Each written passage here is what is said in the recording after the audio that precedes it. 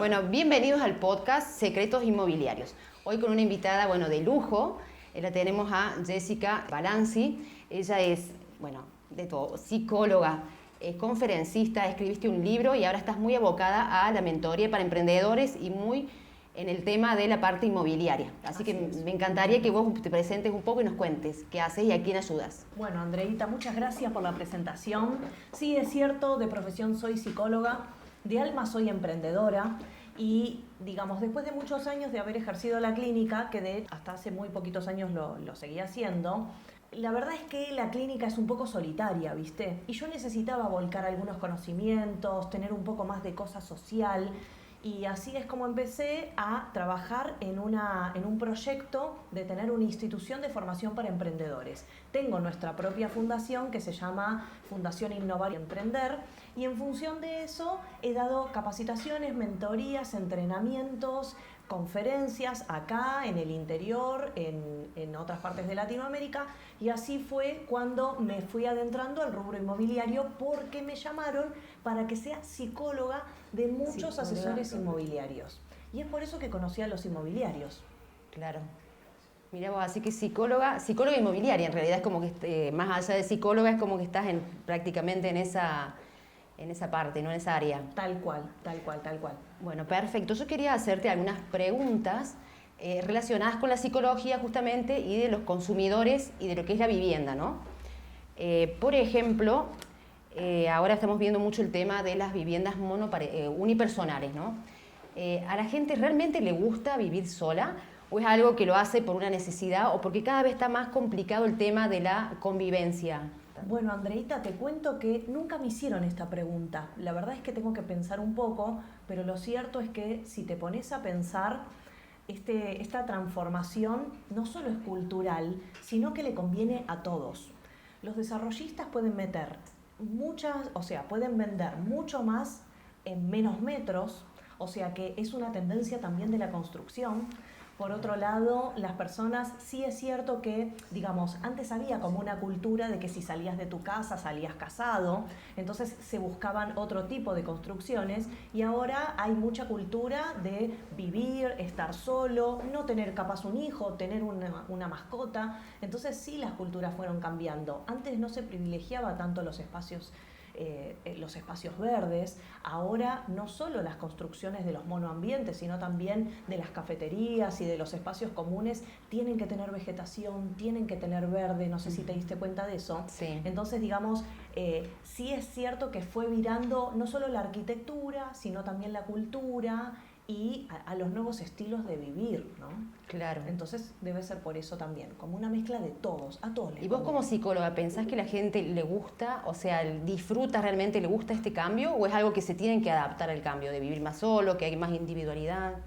Mira, en general sí se ve que las personas, creo que por esta oleada de la tecnología tan fuerte, la gente cree que puede estar más sola y la gente busca estar más tiempo sola. De hecho, los jóvenes les gusta estar con una pareja, con amigos, con todo, pero después privilegian el tiempo de estar solos, porque no se sienten del todo solos, porque tienen su celular, porque tienen su compu, porque tienen su espacio, y porque también ese monoambiente es una réplica de cuando vivías solo en la casa de tus padres, en donde tenías ese búnker que era tu habitación. Entonces, creo que no es que es algo que hay que imponer o se tienen que adaptar, sino que realmente les interesa y les gusta así. Perfecto. Bueno, después también estamos viendo esta como división, que hay un poco el mismo tema, ¿no? De las parejas que hoy en día también buscan ya tener hasta sus habitaciones separadas.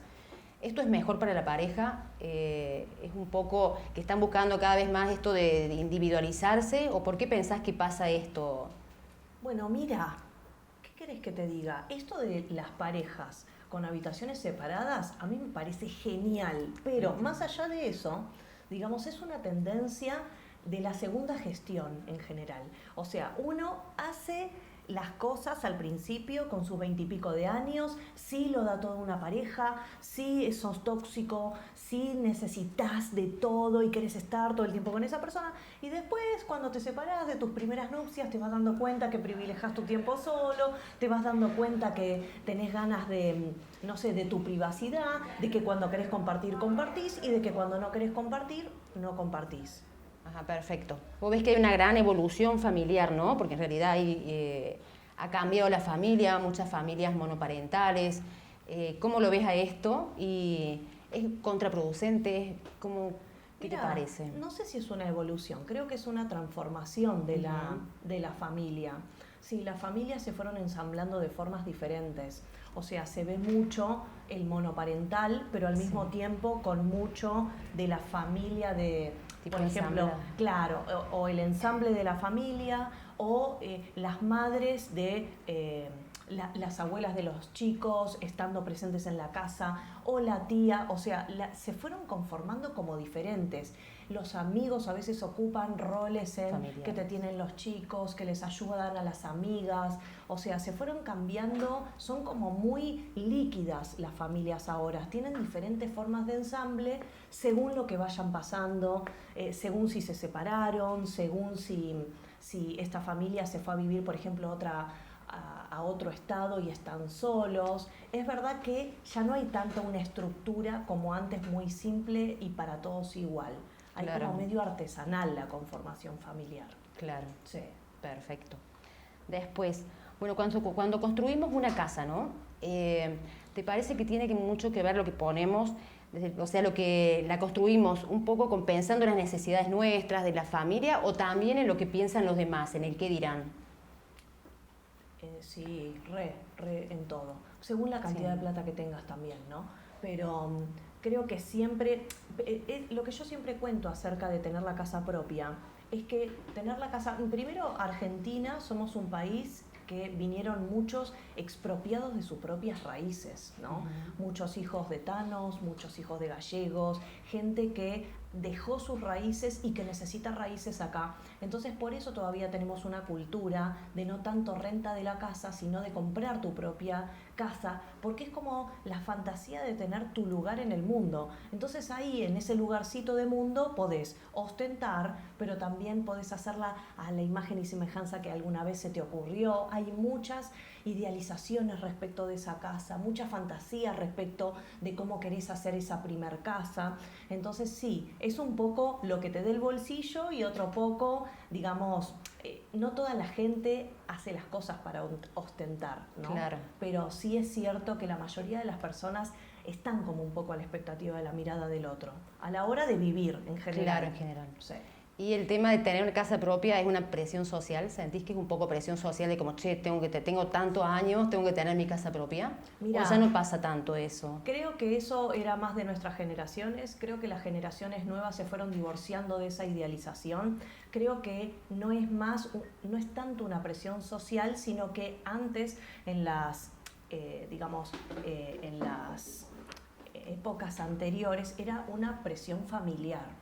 Que, digamos, que tus padres, que tu descendencia, que tenga su lugar. Como de progreso, digamos, también, ¿no? Tal cual, era una idea de progreso. Ahora la idea de progreso se transformó, si tenés Bitcoin en el éter, tenés algo, ¿entendés? Claro. No solo lo concreto habla de una idea de progreso, sí se fue transformando. Creo que los chicos de ahora ni a palos quieren comprarse su propia casa. También hay una revolución de la educación financiera, en donde una casa representa un pasivo. Sin embargo, si me vas a decir a mí, que yo soy de la otra época, para mí la casa propia es una cosa espectacular. Es una capitalización que vos tenés, y en Argentina se sabe que el mejor de los negocios es el negocio de los ladrillos. Todavía no hay mejor negocio que ese. Es una gran capitalización. Perfecto. Bueno, bárbaro. Ahora vamos a pasar a la parte inmobiliaria. Buenísimo. Con algunas preguntas.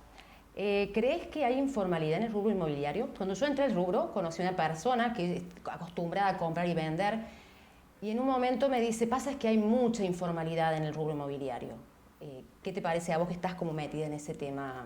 Bueno, mira, como te digo una cosa, te digo la otra. Así como hay mucha informalidad y lo ves, y capaz los ves en los inmobiliarios más independientes que se pudieron haber quedado, que capaz antes la vieja usanza de los recursos inmobiliarios eran diferentes. Puede ser que haya informalidad, pero así como hay informalidad, hay mucha más formalidad y hay mucha más profesionalización, y que la gente está buscando esa profesionalización, porque si no te diste cuenta, en la generación anterior era habitual y era normal saber de que vos publicabas tu casa y se vendía en un año, pero no es de esta época. En esta época se entiende de que si vos le pones el precio adecuado y encontrás el cliente adecuado con todas las nuevas herramientas que hay, es un proceso que puede durar 3, 6 meses, 9 meses, pero no hace falta que dure 2 o 3 años como duraba antes. Entonces, digamos, el producto de la informalidad es que no hagas el negocio a tiempo también, pero sí, claro. Sí hay formalidad también, Uh-huh. no es muy informal, hay de todo. Hay de todo. Sí. Uh-huh. Sí, sí. Una persona que quiere vender, ¿qué le recomendás a una persona que quiere vender su casa y quiere sentir que la vende bien, digamos? Bueno, eso que vos decís, eso que vos estás poniendo en palabras, es el gran temor del cliente. Vos imaginate que el cliente, cuando busca una oficina inmobiliaria, primero lo hace porque no le queda otra, porque hay conocimientos que no tiene, porque no sabe de documentación, porque tiene miedo de ser estafado y demás cosas. Entonces busca un asesor inmobiliario, y de repente el asesor inmobiliario no es solamente el asesor que tiene ganas de ayudar por una vocación de ayuda tierna, sino de que el flaco es un vendedor. Y el flaco es un vendedor, entonces vos sabés que es un vendedor, vos sabés que se va a quedar con tu 3%, que es un montón de plata, entonces estás con las antenas recontraparadas para claro. que no te estafe, para que no la venda de cualquier manera, para que no haga un negocio a costa de lo claro. que tanto te costó. Y ese es el gran temor, porque esa es una fantasía temida muy fuerte del cliente. Entonces, ¿cómo podemos hacer nosotros? Yo no soy inmobiliaria, pero soy asesora de inmobiliarios. ¿Cómo podés hacer vos inmobiliario? Tenés que lograr, este negocio no es un negocio de transacción de inmuebles, este es un negocio de personas.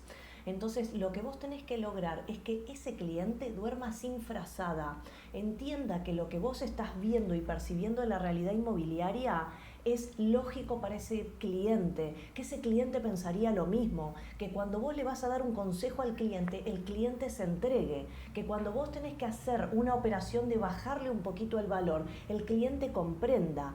Si el cliente se pone en ese estado en que deja liderar su cabeza por la tuya, que sos un asesor, vos ahí estás trabajando bien con el cliente. Eso es lo que necesita un cliente. Un cliente necesita poder apoyarse en su asesor inmobiliario sin pensar todo el tiempo que es un vendedor que le va a afanar la guita y claro. que se quiere rentabilizar a su costa. Perfecto. ¿Cómo hacemos? Yo creo que también es una de las situaciones, ¿no?, que tienen los asesores inmobiliarios, el tema este de que el dueño de la casa viene con un precio, con un valor, y es como que lo defiende y por ahí no entiende que el valor, bueno, va más por el tema de que lo pone el mercado. ¿Qué se podría hacer para explicarles a...? Bueno, muy bien lo dijiste, Andreita. El tema es este. En épocas anteriores el valor lo ponía el cliente. Entonces venía un asesor inmobiliario cuando venía, porque existía mucho el dueño vende y funcionaba, y ahora no funciona tanto. ¿Por qué? Porque el cliente está desfasado con los valores, pero el cliente quiere poner el precio, insiste en poner el precio. Entonces vos, ¿qué haces? Para no sacarte un cliente, vos obedeces a ese precio y nunca, no hay consultas. Claro. Lo que vos decís ahora es el precio lo pone el mercado. Es verdad que lo pone el mercado. El cliente se resiste a entender que el valor lo pone el mercado, porque hay un montón ahora de CRMs, hay un montón de tecnologías que pueden hacer comparables, que se puede dar cuenta uno cuánto realmente vale tu propiedad. Y ese cliente tiene que comprender que, más allá del valor que le quiera poner, hay un valor que se va a vender o que no se va a vender independientemente de sus anhelos más profundos. Así que, ese cliente tiene que ser actualizado por ese asesor inmobiliario en el que le dice, en tiempos anteriores vos le ponías el valor y estaba todo ok. En tiempos actuales tenemos que buscarnos en función del mercado. Ni lo que yo digo, en función de lo que dice el mercado, tal cual. Perfecto. Y por último, del rubro inmobiliario. ¿Qué pasa si ponemos una casa en varias inmobiliarias? ¿Esto es bueno o es contraproducente? Es muy contraproducente. La verdad es que el cliente esta parte a veces no la entiende porque la lógica del cliente es diferente. Lo que el cliente dice es, si yo no la pongo en exclusiva, es mucho, eso es lo que piensa en su mente, en su fantasía. Si yo no la pongo en exclusiva, es mucho mejor porque entre los asesores... Claro, hay más posibilidades, hay más formas de visibilidad, entre los asesores se van a matar para ver quién la va a vender mejor. Y es todo lo recontra mil opuesto de la realidad, es todo lo opuesto de la realidad. En esta época, cuando uno tiene que publicar una propiedad, tiene que hacer una inversión. Si muchos harían esa publicación, todos están esperando y especulando con que la inversión la haga el otro.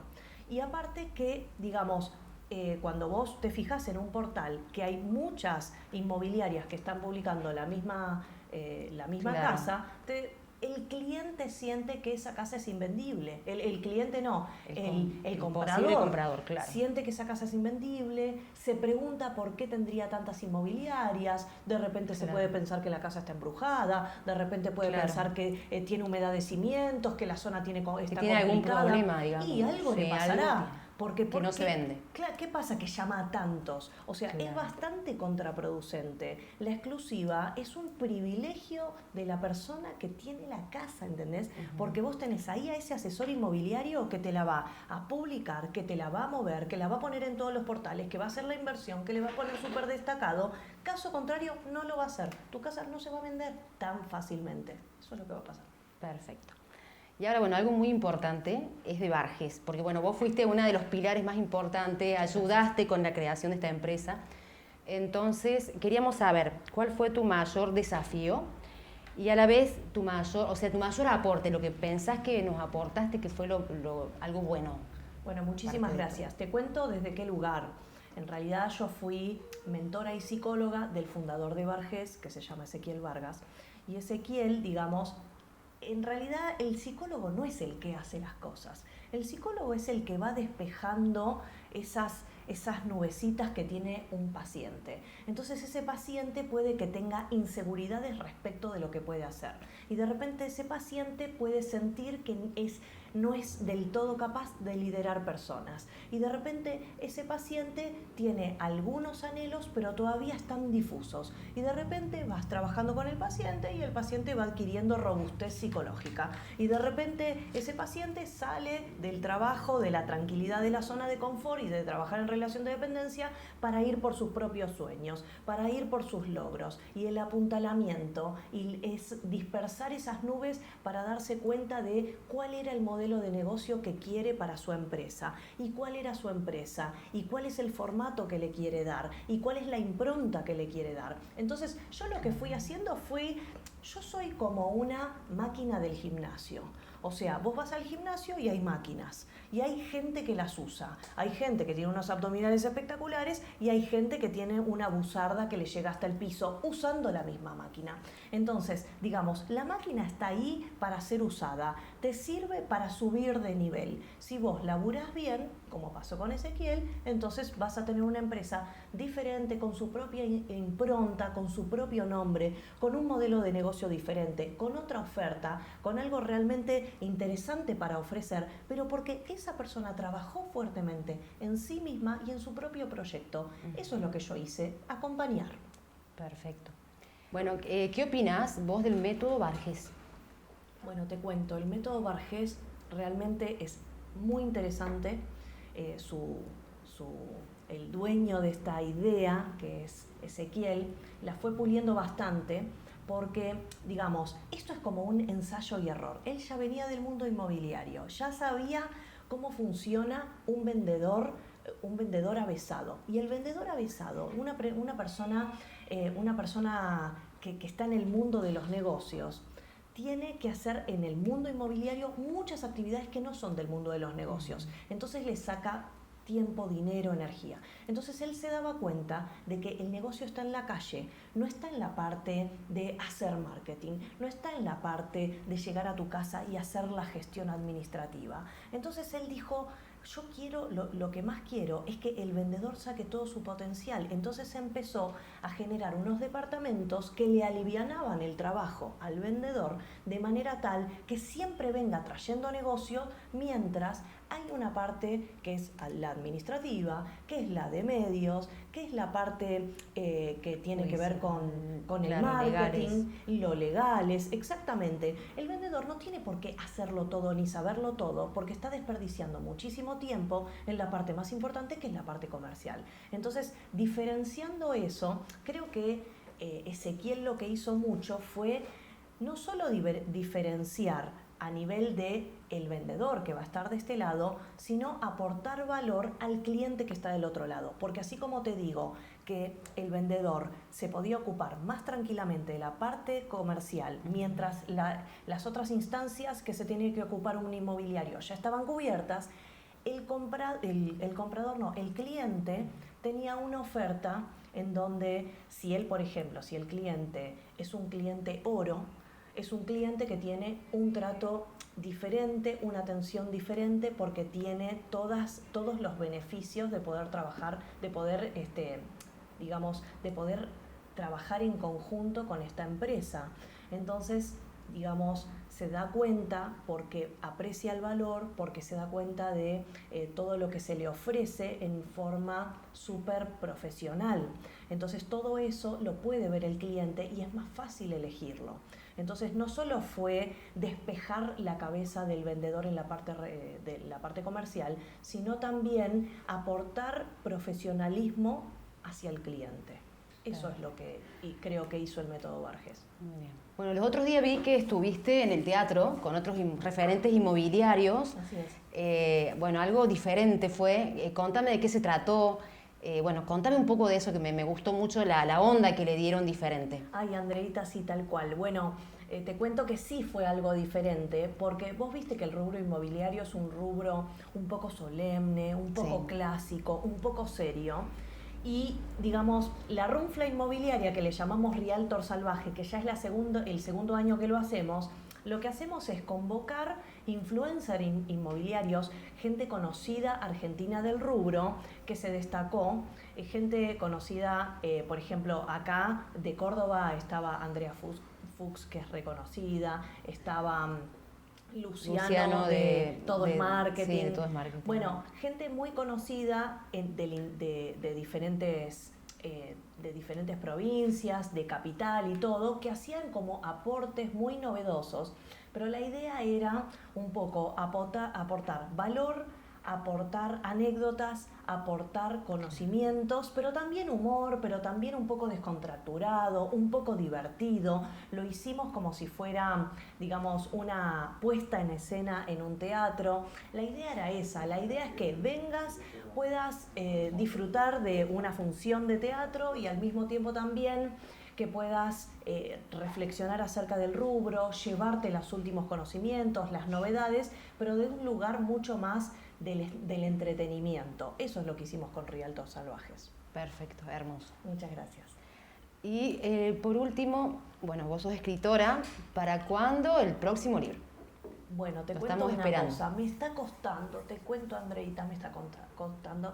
Me está costando porque no encuentro tiempo para escribir, pero ya lo tengo medio como laburado. Son 15 capítulos, sí estoy escribiendo otro libro, pero es otro libro. Yo he trabajado con el rubro inmobiliario como psicóloga mucho y con la gente afuera del rubro inmobiliario también mucho.